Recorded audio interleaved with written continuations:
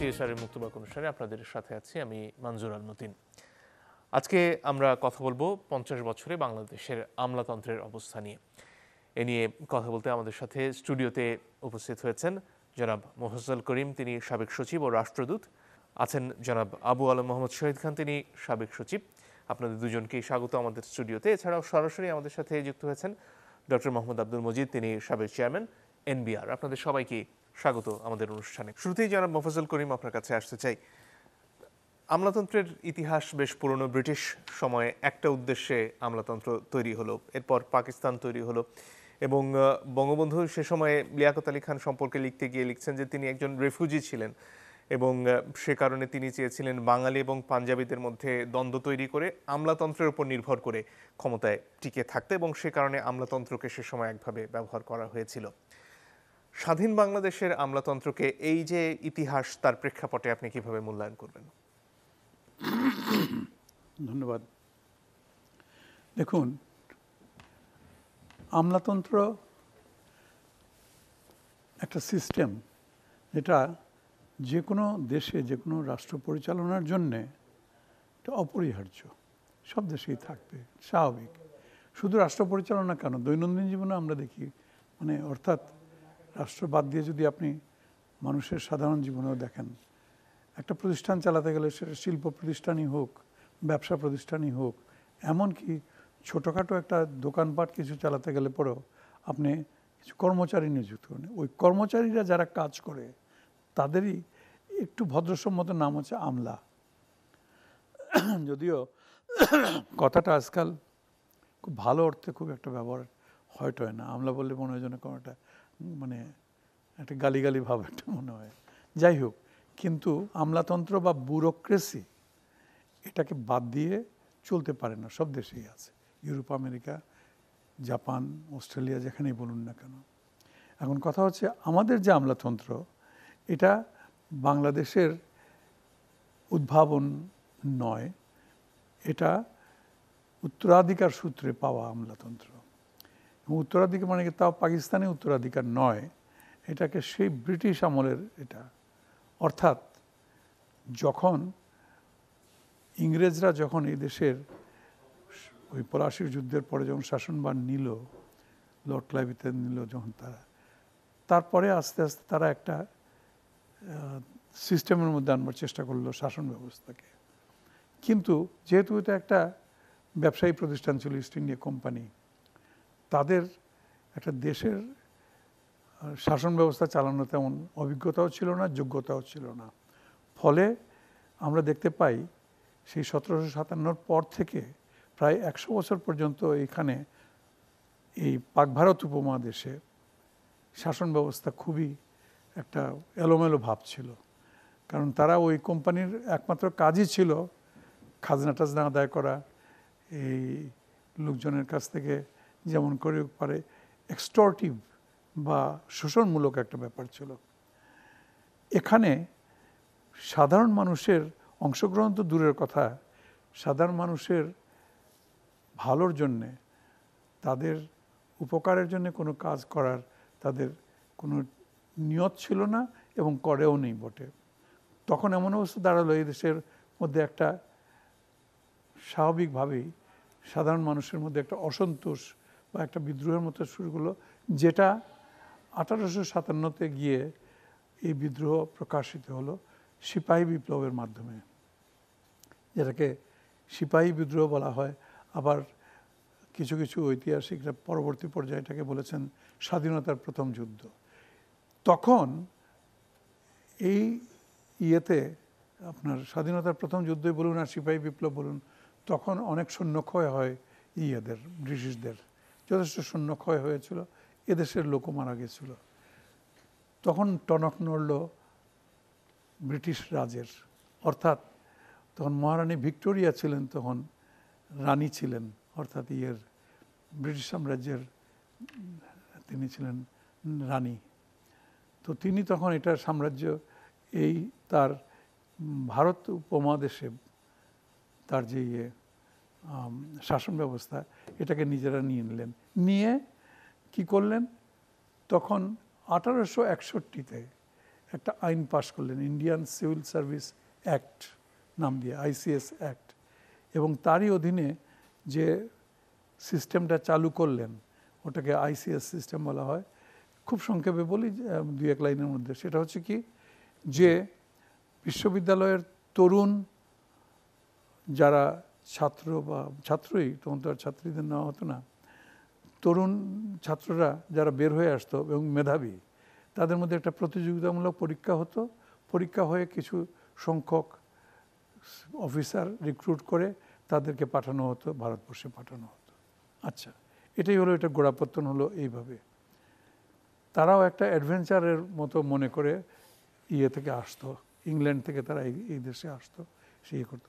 পরবর্তী পর্যায়ে আবার পাক ভারতের কিছু কিছু তরুণদের সুযোগ দেওয়া হলো আইসিএস পরীক্ষার প্রতিযোগিতার মাধ্যমে।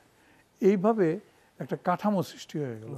যে কাঠামোটা, এখানে শেষ করি এই পর্যায়ে, যে কাঠামোটা পাকিস্তানি আমলে বা ভারতবর্ষে ভারতের বর্তমান শাসন ব্যবস্থা ওটাই ইনহেরিট করলো, ওইটাই উত্তরাধিকার সাথে নিল, এবং এর বেশি ইতর বিশেষ খুব একটা পার্থক্য পরিবর্তন ইত্যাদি হলো না, এটাই চলে আসলো। আমাদের দেশ যখন স্বাধীন হলো 1971-এ, তখন আমরা ওটাই পেয়ে গেলাম এবং ওটাই মোটামুটি বলা যেতে পারে সেই একই ধারা এখন পর্যন্ত, আজ প্রায় 250 বছর পরেও চলছে। ধন্যবাদ। ডক্টর মজিদ, আপনার কাছে এ পর্যায়ে আসতে চাই। আমরা কথা বলছিলাম আমলাতন্ত্রের ইতিহাস নিয়ে। এখনকার প্রেক্ষাপটে যদি আসি, বিসিএস পরীক্ষা হয়ে গেল এবং এখন বিশ্ববিদ্যালয়ের মেধাবী ছাত্রছাত্রীরা অনেকেই এটাকে একেবারে প্রথম দিকে রাখেন তাদের অগ্রাধিকারের তালিকায়। এটা কি পরিবর্তন আনছে আমাদের আমলাতান্ত্রিক ব্যবস্থায় বা আমলাতান্ত্রিক সংস্কৃতিতে?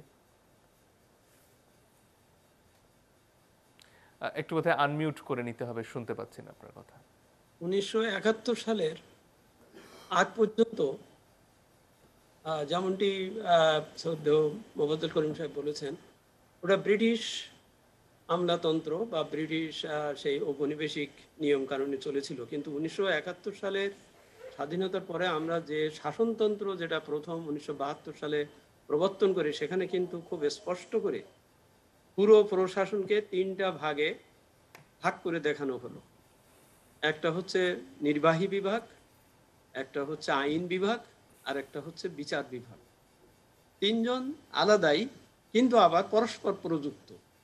অর্থাৎ আইন বিভাগ যে আইন পাশ করবে, নির্বাহী বিভাগের কাজ হচ্ছে সেটা বাস্তবায়ন করা, এবং এরা দুজন ঠিক মতন করছে কিনা, সেটা আইন ঠিক থাকছে কিনা বা এর কাজ করছে কিনা সেটা দেখভালের বিচার আচারের দায়িত্ব বিচার বিভাগের। এটি কিন্তু এটি মৌলিক একটা পরিবর্তন 1972 সালে আমাদের প্রথম সংবিধান থেকে এটা ঠিক করা। এখন 1972-73 সালে দেখা গেল যে আমাদের পাকিস্তান আমলের যারা সিএসপি অফিসার ছিলেন, তারা ছিলেন পাকিস্তান আমল থেকে বেশ কিছু উত্তরাধিকার সূত্রে আমাদের কর্মকর্তারা ছিলেন। কিন্তু নতুন রাষ্ট্রের জন্য, প্রয়োজনের জন্য, ঠিক যে অর্থে 1861 সালে রানী যে আইসিএস আইনটা পাশ করলেন, এবং ঠিক অফিসার নিয়োগের যেটা বাংলাদেশ সিভিল সার্ভিস আমি যেটা বলি, সেটা কিন্তু করতে বেশ সময় লেগে গেল। 1979 সালে প্রথম বিসিএস পরীক্ষা ঠিক প্রপার ওয়েতে যেটাকে বলে সেটা হলো। এর আগে 1973 সালে এবং 1974-75 সালে কিছু সাময়িকভাবে, এবং বিশেষ করে 1973 সালে যখন জাতীয়করণ করা হলো রাষ্ট্র, মিল, কলকারখানা বা ইত্যাদি, তখন ইন্ডাস্ট্রিয়াল ম্যানেজমেন্ট সার্ভিস নামে একটা ম্যানেজমেন্ট সার্ভিস করে কিছু অফিসারকে নিয়োগ করা হলো। অর্থাৎ আমি মনে করি যে অ্যাডহক বেসিসে মোটামুটি 1975, 77, 78 সাল পর্যন্ত চলল। 1979 সালে প্রথম যে বিসিএস পরীক্ষা হলো 1600 মার্কের পরীক্ষা, এবং যেটা ওই ব্রিটিশ বা পাকিস্তান আমলের সেই স্ট্যান্ডার্ডে, এবং তখন থেকে নেওয়ার পরে 1981 সালে এসে 28টি সার্ভিসে ভাগ করা হলো আমাদের পুরো অ্যাডমিনিস্ট্রেশনকে। 28টা সার্ভিস, বিশেষায়িত সার্ভিস বা সবগুলোকে ভাগ করে দিয়ে, এবং সেই থেকেই বাংলাদেশের প্রশাসন, নির্বাহী বিভাগ, আমি নির্বাহী বিভাগেই আমরা আলোচনা করছি, কারণ নির্বাহী বিভাগই হচ্ছে আমলাতন্ত্র, যেটা বলা হচ্ছে আমলাদের। এর অর্থ এই নয় যে বিচার বিভাগে যারা তারা আমলা নন, এর অর্থ এই নয় যে আরো অন্যান্য সার্ভিস আছেন তারাও আমলা নন। আমলা, যেমনটি স্যারও বলেছেন যে আমলা কথাটা শুনলেই যেন কেমন একটা কামলা কামলা ভাব একটু অন্য ধরনের, আমলা মুৎসুদ্দি বা এই ধরনের।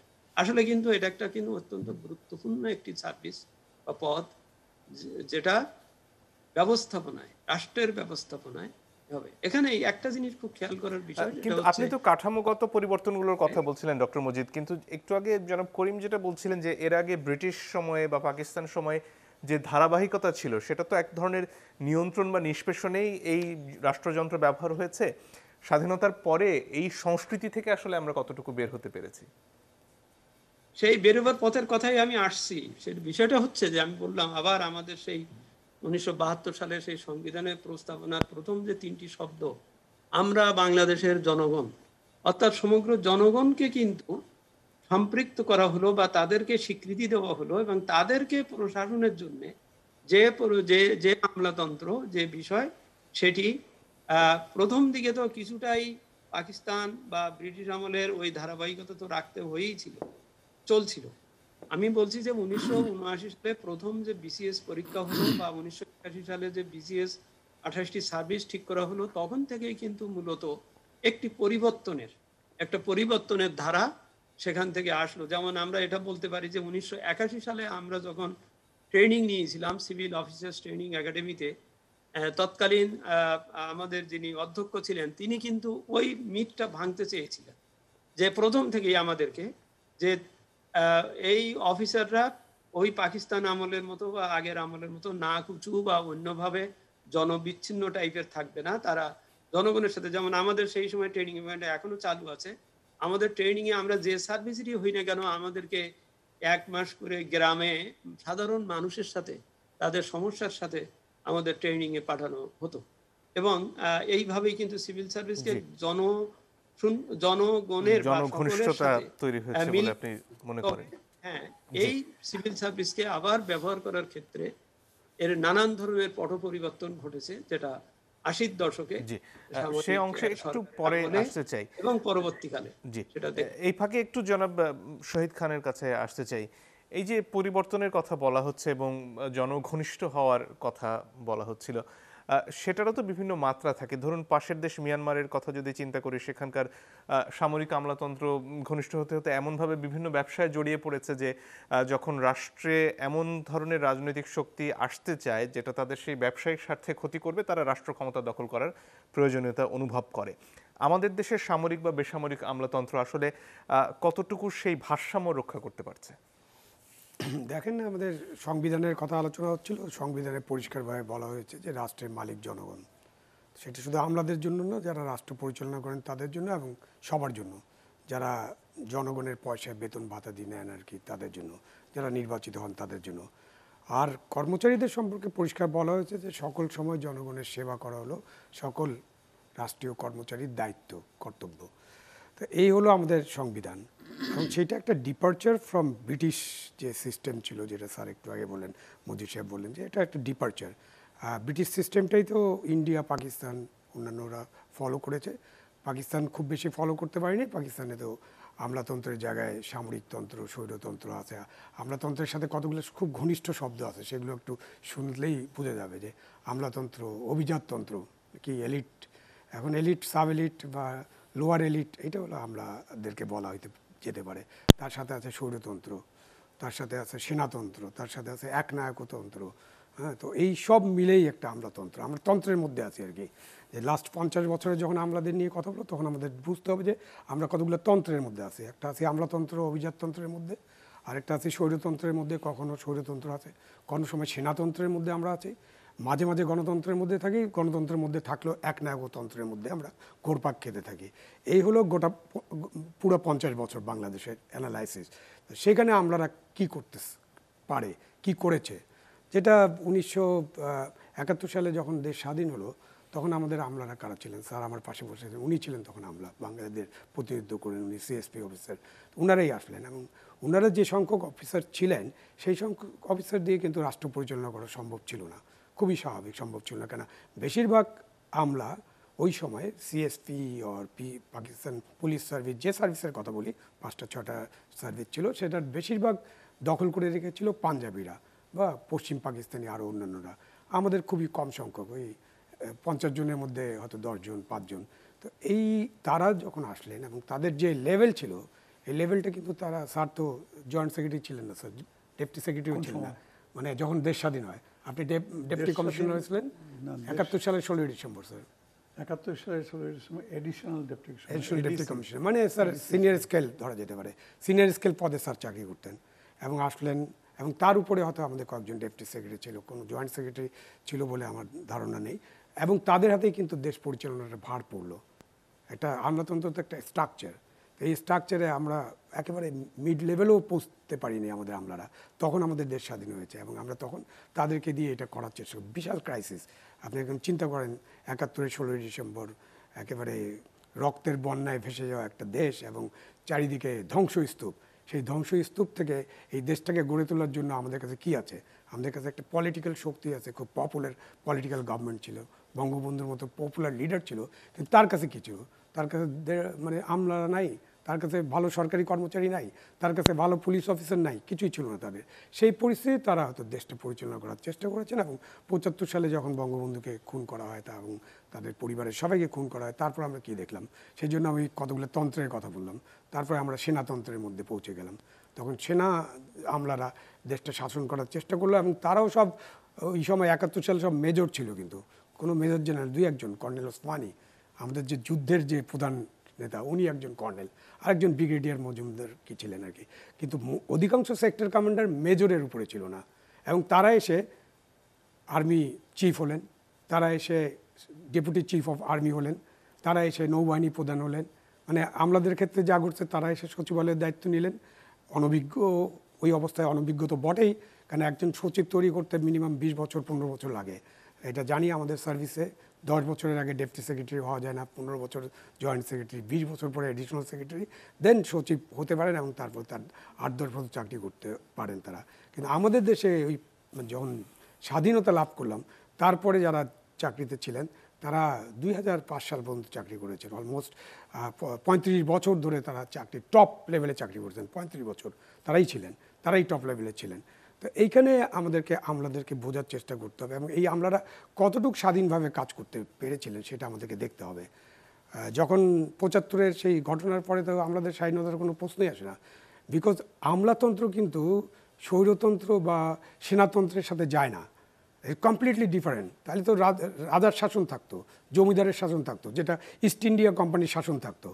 ম্যাক্স ওয়েবারের যে আমলাতন্ত্র বা ব্রিটিশরা যে আমলাতন্ত্র তৈরি করার চেষ্টা করেছে, সেটা হলো যে একদম নিরপেক্ষভাবে পরীক্ষার নিয়ে, প্রতিযোগিতামূলক পরীক্ষা নিয়ে একদম মেধাবী ছেলেদেরকে, মেয়েদেরকে এখনও বাছাই করে তাদেরকে রাষ্ট্রের কাজে লাগানো, রাষ্ট্রীয় কর্মচারী করা। এই যে বিভাগটা করা হয়েছে, তার মানে হচ্ছে যে একদল আইন সভায় থাকবে, আরেক দল ইয়াতে থাকবে, প্রশাসন থাকবে, আরেক দল বিচার বিভাগে থাকবে, এবং তাদেরকে ওইভাবে দলনিরপেক্ষভাবে এবং সম্পূর্ণ বাছাই পদ্ধতির মাধ্যমে নিয়ে আসা হবে, তারা যাতে নিরপেক্ষভাবে কাজ করতে পারে। এবং গণতন্ত্র যদি থাকতে হয়, তাহলে কিন্তু শক্তিশালী, দক্ষ এবং দুর্নীতিমুক্ত আমলাও থাকতে হবে। জি, একটা বিরতির সময় হয়ে গেছে। দর্শক, একটু পরে ফিরে আসবো, সঙ্গে থাকবেন আশা করি।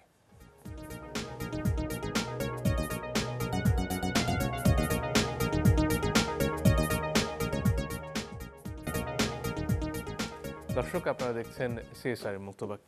ফিরে আসি জনাব মোফাজ্জল করিম আপনার কাছে।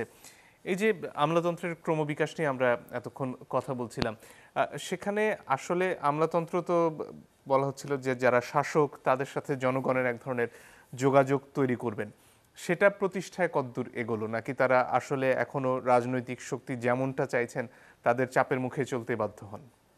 আচ্ছা, প্রথমে ওই জিনিসটা পরিষ্কার হয়ে যাওয়া উচিত। আমরা আমলাতন্ত্র কথাটা বললে পরেই বা আমলা বললে পরেই মনে করি প্রশাসনের কেউ, যেমন ইউএনও, জেলা প্রশাসক, তারপরে সচিব পর্যায়ে সচিব ইত্যাদি ইত্যাদি। কিন্তু মজিদ ঠিকই বলেছে, আমলা হচ্ছে গিয়ে পুরা রাষ্ট্রযন্ত্রটাকে চালানোর জন্যে যে সমস্ত সহায়ক কর্মচারী যে যেখানে আছেন, তিনি কর বিভাগে থাকতে পারেন, শুল্ক বিভাগে থাকতে পারেন, পুলিশে থাকতে পারেন, ইত্যাদি ইত্যাদি আর কি, সবাই আমরা তাই। এবং সকলের লক্ষ্য কিন্তু একটাই, অন্ততপক্ষে একটা লক্ষ্যের জন্যই তাদেরকে নিয়োগ করা হয়, সেটা কি? জনগণকে সেবা প্রদান করতে হবে, জনসাধারণকে সেবা করতে হবে। কারণ এই 16-17 কোটি দেশের সব মানুষ তো আর আমলাও না, সরকারি কর্মচারীও না, কিছুই না। তারা প্রার্থী, তারা চায়, সেবা প্রার্থনা করে। এই সেবাটা প্রার্থনা করে যে এটাই আমলাদের মাথা বিগড়ায় দেয়। ও আচ্ছা, আমার কাছে এসে চাইবে, গেট মাই পয়েন্ট? তা নয়, এটা ওরিয়েন্টেশনটাই রং। ওরিয়েন্টেশনটা হওয়া উচিত ছিল না, তুমি সেবা তোমার কাছ থেকে এসে চাইবে আর তুমি তারপরে তাকে দান করবে, তা নয়। তুমি সেবা দিতে যাবে তার কাছে, তুমি সেবা দিতে যাবে। অর্থাৎ প্রশাসনিক যেখানে যে আছো, তোমার লক্ষ্য একটাই থাকা উচিত যে তুমি তাকে সেবা দান করবে, নিজে থেকে স্বপ্রণোদিত হয়ে যাবে। এবং তোমার প্রথম পরিচয় হওয়া উচিত তুমি নিজে একজন মানুষ এবং যাদেরকে সেবা দিবে তারাও মানুষ। অর্থাৎ এই বাংলাদেশের 16-17 কোটি মানুষের প্রথম পরিচয় হচ্ছে তারা সবাই মানুষ, তারা সবাই বাংলাদেশের নাগরিক। প্রথমে মানুষ, তারপরে হচ্ছে নাগরিক, এই দেশের নাগরিক। অতএব একটা সমতার ব্যাপার এখানে রয়েছে। তারপরে হচ্ছে গিয়ে এই প্রশাসনের বা এই যে দেওয়ার, সেবা দেওয়ার, এটার লক্ষ্যটা কি, উদ্দেশ্যটা কি? ব্রিটিশ আমলে একমাত্র একটাই উদ্দেশ্য ছিল, এই দেশটাকে শোষণ করে। তারা যেখানে যে সারা পৃথিবীতে যত কলোনি তাদের ছিল, এশিয়াতে, আফ্রিকাতে, ইউরোপে, যেখানেই যেটা ছিল সেখান থেকে শোষণ করে নিয়ে যাবে, এটাই ছিল। কিন্তু একটা স্বাধীন দেশে তো তা হতে পারে না। যেটা আমি বললাম, স্বাধীন দেশে কি, যে জনগণকে সেবা দিতে হবে, স্বাস্থ্য সেবা দিতে হবে, সে আইন শৃঙ্খলার জন্য তার সেবা দিতে হবে, তাকে শিক্ষার সেবা দিতে হবে, ইত্যাদি ইত্যাদি সব সেবা দিতে হবে। তো সেই জন্যে প্রথমেই ঠিক করতে হবে যে আমরা কি এখনও সেই ব্রিটিশ আমলের যে শোষণ করে নিব, ওটা ছিল তখন শোষণ। একটা কথাই আছে, একটা রস করে বলা হয় যে ব্রিটিশরা জানতো, কি জানতো? তারা শাসন জানতো। তারা শাসন করতো কিসের জন্যে? শোষণ করার জন্যে শাসন করত। তারপরে 47 ইংরেজিতে আসলো পাকিস্তানিরা, তারা ওই শাসনটা মানে অর্থই বদলাই দিল। তাদের হলো যে কি করে ইস্ট পাকিস্তানকে, অর্থাৎ বর্তমান বাংলাদেশকে, এটাকে শোষণ করে নিয়ে যাবে। তার পার্টি হোক আর তার চাই হোক আর তুলাই হোক আর যাই হোক, এটা নিয়ে গিয়ে বিক্রি করবে, ইত্যাদি শোষণ। আর রস করে বলছিলাম, রস করে যেটা বলা হয়, এরপরে কি হলো, বাংলাদেশ স্বাধীন হওয়ার পরে থেকে এখন আর শাসনও নাই, শোষণও নাই, এখন ভাষণের উপরে দেশ চলতেছে। তো না, ধন্যবাদ দেওয়ার আগে আমি এই পর্যায়ে এটাই বলি, আমার কথা হচ্ছে, প্লিজ ফর গডস সেক, সবাইকে উদ্দেশ্য করে বলতেছি, এই মানে জীবন সায়ান্নে এসে অভিজ্ঞতার আদলে যে ভুলে যান, এই সমস্ত কিছু ভুলে যান, ভুলে গিয়ে মানুষের, জনগণের কাতারে দাঁড়াবার চেষ্টা করুন। আমি 3টা জেলায় ডিসিগ্রি করেছি, ডেপুটি কমিশনার, 3টা মহকুমা প্রশাসক ছিলাম সেই আমলে, যখন বড় বড় জেলা ছিল। কিন্তু সবসময় চেষ্টা করেছি মানুষের কাছে যাওয়ার জন্য, মানুষকে আমার কাছে আসতে দিতে। ধন্যবাদ। জনাব শহীদ খান, আপনার কাছে আসি। খানিকক্ষণ আগে আপনি বলছিলেন যে এক ধরনের বাধ্য হয়েই অনেক সময় হয়তো আমলাতন্ত্রের যারা সদস্য থাকেন তারা চাপের কাছে নতি স্বীকার করেছেন, সেটা সামরিক শাসন হোক বা স্বৈরতন্ত্র হোক। সেখানে কি শুধুই চাপ কাজ করে, নাকি উৎসাহটাও থাকে অনেকের যে তাদের যারা কর্তা তাদের তোষণ করতে পারলে দিনের শেষে তাদেরও খানিকটা লাভ হয়? না, যখন আপনার পেশাদারিত্বটা থাকবে না এবং আপনি নিরপেক্ষভাবে তাদের যে কাজ করার কথা, দলনিরপেক্ষভাবে দক্ষতার সাথে এবং তার সমস্ত আন্তরিকতার সাথে যে সেবাটা তার প্রদানের কথা, তো সেটার সাথে তো পলিটিক্যাল পার্টনাররা যুক্ত। মানে গণতন্ত্রের যেমন গণতন্ত্র চলবে না, ভালোভাবে চলবে না যদি দক্ষ এবং ভালো আমলা না থাকে এবং সৎ, নিরপেক্ষ, দুর্নীতিমুক্ত আমলা না থাকে, তেমনিভাবে যারা তাদেরকে চালাবেন, যদি যারা শাসক তারা যদি তাদেরকে ওইভাবে চলতে না দেন, বাধাগ্রস্ত করেন, সেটা একটা সমস্যা হয়ে যায় এবং সেটাই বাংলাদেশের একটা বড় সমস্যা। আমলাদের মানে যারা সরকারি কর্মচারী, আমলা না বলে আমরা বলি যে ব্যাপক সংখ্যক সরকারি কর্মকর্তা কর্মচারীদের সেবা প্রদানের ক্ষেত্রে একটা বড় সমস্যা রাজনৈতিক হস্তক্ষেপ। সেটা সামরিক রাজনৈতিক হস্তক্ষেপ হতে পারে, সেটা স্বৈরতান্ত্রিক হস্তক্ষেপ হতে পারে, কর্তৃত্ববাদী শাসকদেরও হস্তক্ষেপ হতে পারে। এটা একটা বড় জায়গা, বড় মাপের জায়গা। আপনি যেটা বলছেন যে সেটা অবশ্যই আছে। এখন এই জায়গায় যে যখন প্রফেশনালিজমটা টিকছে না, আমরা কিন্তু এই যে 5.5 লক্ষ পরীক্ষার্থী পরীক্ষা দিয়েছেন মাত্র 2000 সাম পোস্টের জন্য, তার মানে সবচেয়ে মেধাবী, তাহলে সবচেয়ে মেধাবী ছেলেরাই মেয়েরাই কিন্তু সিলেক্টেড হবেন যদি এই নির্বাচনে যে নিয়োগ পরীক্ষায় যদি কোনো দুর্নীতি না হয়, যদি যদি ভাইবার সময় কোনো দলীয়করণের চিন্তা না করা হয়, যদি সিলেকশন হওয়ার পরে কথিত ইন্টেলিজেন্স রিপোর্টের নামে কাউকে বাদ না দেওয়া হয়, তাহলে কিন্তু ফাইনালি সবচেয়ে মেধাবীরাই এই চাকরিতে আসবেন। তো তারা তো ইউনিভার্সিটি বা যেখান থেকে আসছেন তারা তো কোনো দুর্নীতি শিখে আসছেন না, তারা কোনো রাজনীতি শিখে আসছেন না, তারা জনগণকে সেবা করার মানসিকতায় আসেন।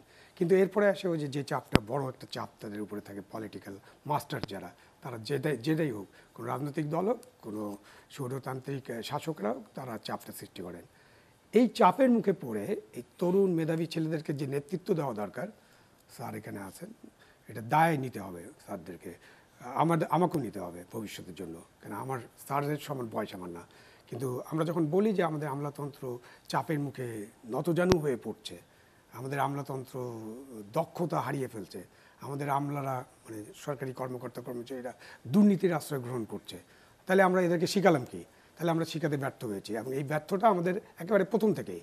আমরা আমাদের এই যে 50 বছর যেহেতু আলোচনা করছি, আমি সবসময় দেখছি যে এটা একটা ধারাবাহিক ব্যর্থতা। স্বৈরশাসন আসলে এক ব্যর্থতা, গণতন্ত্র আসলে এক ব্যর্থতা। ওই ব্যর্থতার জায়গাটা খুব মজার।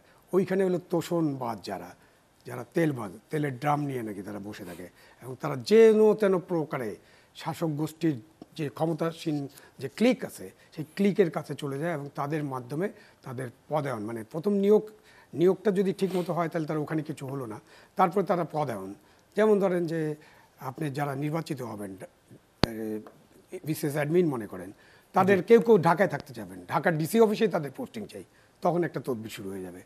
তারপর তাদেরকে ঢাকার বাইরে দেওয়া যাবে, তারা বড় ডিস্ট্রিক্ট চাবেন, পুলিশ এসপি মেহেরপুরে কেউ যাইতে চাবেন না, উনি যদি চিটাগাংয়ের এসপি হন তাহলে খুব খুশি।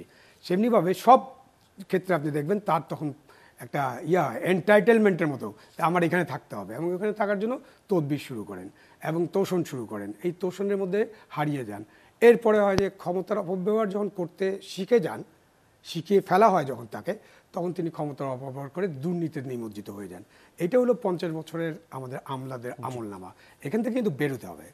এখান থেকে যদি আমরা বেরোতে না পারি তাহলে কিন্তু একটা পুরো অন্ধকার টানেল, এবং তাহলে পরবর্তী 50 বছরে কি হবে আমি চিন্তাও করতে পারছি না। আমি মানে বেঁচে থাকবো না সেটা দেখার জন্য, আপনি হয়তো বেঁচে থাকবেন, আপনি দেখবেন যে কি হয় যদি এখনই বন্ধ না করা যায়। ধন্যবাদ ডক্টর মজিদ। দুটো বিষয়ে চলে আসে সামনে, একটা হচ্ছে গিয়ে দলীয়করণ, যেটা নিয়ে প্রায়শই পাল্টাপাল্টি অভিযোগ আমরা পাই।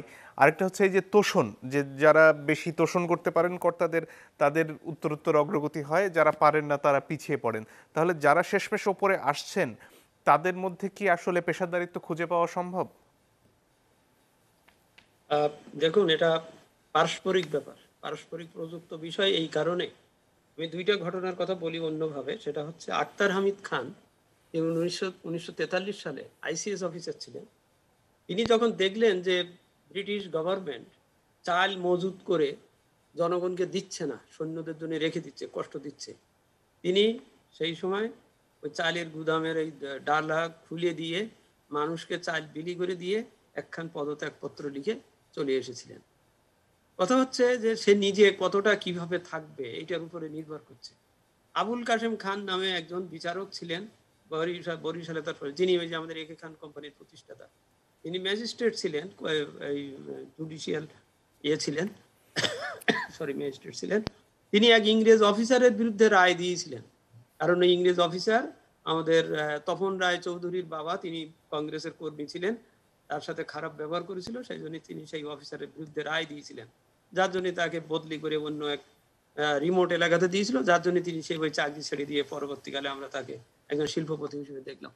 কথা হচ্ছে যে আমলারা তারা যদি তাদের বৈশিষ্ট্য থেকে যদি বিচ্যুত হতে চান তাহলে সুযোগের অভাব হয় না।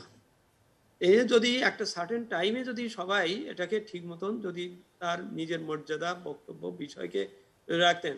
1860 সালে যখন ব্রিটিশরা ক্ষমতা নিয়ে নিল, তখন ব্রিটিশ গভর্নমেন্ট দেখলো যে ভারতবর্ষে তো আমাকে সেবা দিতে হবে, কারণ ইস্ট ইন্ডিয়া কোম্পানি পর্যন্ত তারা সেবার কোনো কাজ দায় দায়িত্ব তাদের ছিল না। ব্রিটিশ গভর্নমেন্ট বললো আমাকে সেবা দিতে হবে, এই জন্য তারা প্রথম অর্থমন্ত্রী হিসেবে পাঠালেন জেমস উইলসনকে। জেমস উইলসন কিন্তু এনবিআরেরও চেয়ারম্যান ছিলেন, অর্থ সচিব ছিলেন, ইকোনমিস্ট পত্রিকার প্রতিষ্ঠাতা ছিলেন, কাগজি নোটের তিনি প্রবর্তক ছিলেন। সেই ধরনের একজন লোকরে জেমস উইলসনকে ভারতবর্ষে অর্থনীতি এবং অর্থমন্ত্রী হিসেবে তৎকালীন কাউন্সিলের সদস্য বলা হতো, তাকে পাঠাইছিলেন। এবং তিনি 1860 সালের 7ই এপ্রিল যে বাজেট বক্তৃতা দিয়েছিলেন, সেখানেই তিনি কিন্তু ইন্ট্রোডিউস করেছিলেন এই যে আধুনিক যে আয়কর ভারতবর্ষে। কারণটা তিনি বলেছিলেন যে আমাকে সেবা দিতে হবে, গভর্নমেন্ট মানুষ জনগণকে যদি সেবা দিতে হয়, পৌঁছাতে হয়, তাহলে তো সরকারের টাকা লাগবে। এই যে বিষয়টা সেবা সেবক, আমাদের নাম কিন্তু পাবলিক সার্ভেন্ট, সুশীল সেবক আমরা বলি। কিন্তু সেই সুশীল সেবক তার সেবা, তারপর এটা থেকে কেন এইভাবে আসলো, এটা আমরা 80-র দশকে বলতে পারি। আমি তখন অডিট অ্যাকাউন্ট সার্ভিসের অফিসার ছিলাম। একদিন এক নেতা এসে বলল, কর্মচারীদের নেতা এসে বলল কি, গতকাল বঙ্গভবনে রাষ্ট্রপতির সাথে, তৎকালীন রাষ্ট্রপতির সাথে চা খেয়ে এসেছি স্যার। অর্থাৎ এই কথা বলে তিনি আমাদের কাছে একটা ভাব দেখাতে চাইলেন যে আপনারা কি, আমরা তো উপরের থেকে পাচ্ছি। এই যে শুরু, এই যে বিষয়গুলো আসতেছে, আস্তে আস্তে 1996 সালে আমি মনে করি এই সালটি এবং তৎকালীন সময়টা আমাদের ইতিহাসে লেখা থাকবে।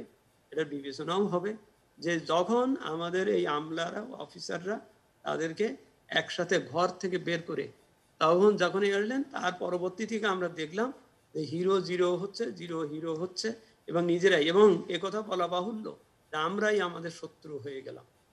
এবং যার জন্য আমরা আমাদের যে নিজস্ব যে স্বকীয়তা, সেই স্বকীয়তাকে এখন পরস্পরের এমনভাবে হয়ে গেছে যে এক সময় কথা ছিল, আমরা ক্যারেক্টার সার্টিফিকেট লিখতাম যে সে ডিসিপ্লিন এবং এর বাইরে নয়, হ্যাঁ, he is subversive of the state or of discipline. পরবর্তীকালে এসে এটা এমন হয়ে গেল যে সে আপনার মতবাদ কি বা আপনি কি, এই ধরনের কথাবার্তা বলার পয়েন্টে চলে আসলো। এই যে ব্যাপারগুলো, এইগুলো কিন্তু এই একদিনে হয়নি। এই আমলারাই বা এরাই এই সুযোগগুলো সৃষ্টি করে দিয়ে এই নিজেদের মধ্যে বিভাজনের তৈরি হয়েছে, যার জন্য যেসব সার্ভিসের কাছে মানুষের আস্থা ছিল, সেই তারাই ওইটা দেখভাল করবেন বলে কথা ছিল, দেখা গেল যে তারা নিজেরাই উন্মুক্ত করে দিচ্ছেন অনিয়মকে বা বিষয়কে। ধন্যবাদ। একটা বিরতির আসলে সময় হয়ে গেছে, ফিরবো আবারও আপনাদের কাছে। দর্শক, একটু পরে ফিরে আসছি, সঙ্গে থাকবেন আশা করি।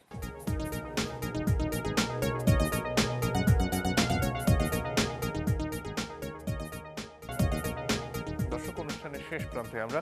জনাব শহীদ খান, যদি আর কিছু যোগ করার থাকে আপনার। না, আমরা 50 বছরে তো একটা মানে নেতিবাচক চিত্র জনগণের কাছে গিয়েছে, এবং নেতিবাচক চিত্র যাওয়ার অনেক কারণ আছে। বিভিন্নভাবে আমলাতন্ত্র খুব বিতর্কিত হয়ে গেছে এবং নানাবিধ কারণে, মানে যেটা আমাদের যে অনুশাসন সংবিধানের, সেই অনুশাসনের বাইরে আমরা চলে গিয়েছি যে কোনো কারণে, যেটা মজিদ সাহেব বলছিলেন, বা আরও অনেক উদাহরণ দেওয়া যায়। এই এনবিআরের একটা ঘটনা আমি পড়ছিলাম আসার সময় বেশ কিছুদিন আগে। এক ভদ্রলোক গাড়ি চালিয়ে এসেছিলেন বাংলাদেশে ওয়ার্ল্ড ট্যুরে। তো উনি পাকিস্তানের করাচি থেকে গাড়িটা বুক করেছিলেন ঢাকায়। গাড়িটা এসে পৌঁছলো এবং ওই ভদ্রলোকের মাত্র 6 বছর লাগছে ওইখানে গাড়িটা ছুটে দেয়। এর মধ্যে তিনি এনবিআরে কত 55-58 বার গেছেন, তিনি পোর্টে গেছেন, তিনি ফাইন্যান্স মিনিস্টারে গেছেন, মানে সব মিলে দেখা গেল 6 বছর পরে তাও অর্থমন্ত্রীর হস্তক্ষেপে গাড়িটা বের হয়েছে। এইটা যদি আমলাতন্ত্রের অবস্থা, এটাই মানে চিত্র না, সাধারণ চিত্র না, বাট আমলাদের কাছে মানুষ যে সেবাটা পেতে চায়, মানে সরকারি কর্মচারীদের কাছে, সেই সেবাটা আমরা কতটুকু দিতে পারছি, এটা একটা গভীর বিশ্লেষণের ব্যাপার আছে এবং চিন্তা ভাবনার ব্যাপার আছে। আমাদেরকে এটা বুঝে সামনের দিকে এগিয়ে যেতে হবে।